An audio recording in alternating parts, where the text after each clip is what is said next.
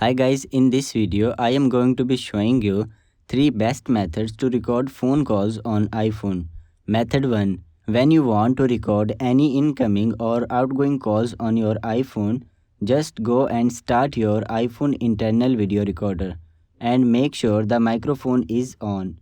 Now first make a try call and check if it works for you or not because it's working on some iPhone devices. Method 2. Open up your App Store. Now search for call recorder. As you can see that there are many call recorders available on the App Store. Some of these apps have subscription fee and some of these are free. Check the ratings and reviews on these apps. Download one of these apps which you think are good and do call recording on your iPhone.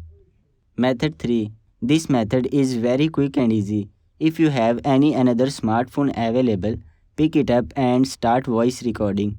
Make a call that you want to record and open loudspeaker, but make sure to take the permission of that person. So these are the 3 easy methods to record calls on your iPhone.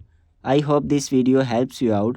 If you found this video helpful, please leave a like on this video. Also subscribe to our channel.